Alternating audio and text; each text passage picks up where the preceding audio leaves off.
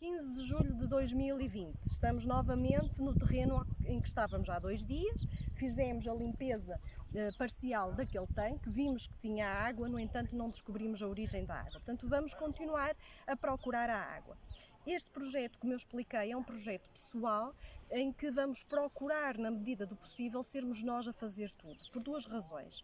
Primeiro, porque é mais gratificante e só fazendo é que aprendemos. Segundo, temos muito poucos recursos financeiros para dedicar a este projeto. Para resolver este problema da água, foi-me sugerido que recorrêssemos ao Sr. Vasco para que ele, com o método da forquilha de pau, encontrasse a água e localizasse a água neste terreno. Digamos que o Sr. Vasco é o vedor de Celhariz.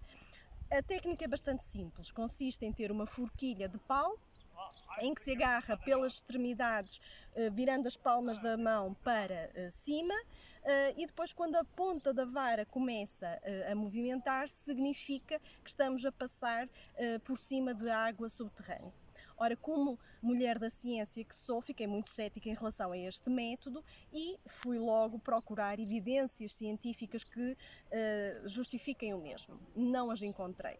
O que encontrei foram justificações no âmbito da radiestesia, é uma palavra que do grego significa sensibilidade às radiações, e que, de acordo com esta teoria, todas as pessoas, umas mais do que outras, são sensíveis às radiações do ambiente, o que significa que depois essas radiações são convertidas em estímulos musculares que depois são refletidos na forquilha com o movimento da mesma. É curioso que nesta procura encontrei um artigo que foi publicado no The Guardian em 2017, em que dava um dado curioso. Das 12 empresas que se dedicam à procura da água e a fazer furos de água em terreno no Reino Unido, em 12, 10 disseram que este era o método que utilizavam para a procura da água, apesar de não haver evidências científicas absolutamente nenhumas que o sustentem. E algumas, a maioria até, afirmou que este método é um método mais eficaz do que os métodos mais modernos e que recorrem a várias ferramentas tecnológicas. Não vou dizer que não continuo cética, continuo bastante cética, mas enquanto professora e investigadora procuro que a minha ciência seja feita para servir as pessoas. E se é para servir as pessoas, eu, quando me envolvo com elas, não posso ignorar a sua cultura. E para além disso, também nunca me coloco na posição de zelosamente defender o que é da ciência e o que à ciência pertence. Acho que é mais importante do que discutir se é uma ciência ou uma pseudociência, é discutir se é um método eficaz ou não. E a melhor forma de o fazer é estar no terreno a ver a utilização desse método. E é o que vamos fazer hoje com o Sr. Vasco, em Celhariz. Dá para puxar? Olha aqui, tá vendo olha aqui, ó. Tá vendo aí esta aqui, esta aqui já assim. Tá zero, não é nada.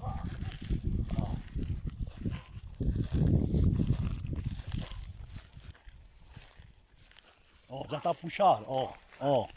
Já tá puxado. Ó, olha aqui, ó. Olha aqui, tá trema, olha aqui, ó, olha. É, lá está, é este veio. Estou a forçar bem isto? Acho que é para aqui. Não está a puxar? Ai, já está! Olha aí, está a puxar ou não está? Olha aí. Mas aperta, não deixa rolar a vara. Não deixa rolar, está a deixar lá rolar, ó. Eu estou compreendendo.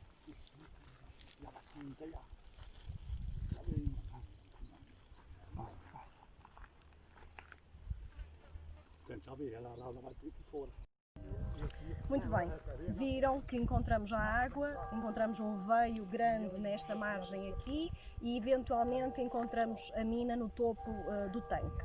E agora? Agora vamos ter que pedir orçamentos. O ideal seria vir uma empresa que viesse fazer o furo e também desobstruir o caminho da mina até ao tanque. Vamos pedir orçamentos e, mediante os orçamentos, vamos vendo o que é possível fazer. Se não houver dinheiro para tudo, primeiro vamos desobstruir o caminho para a mina e depois trataremos de fazer o furo.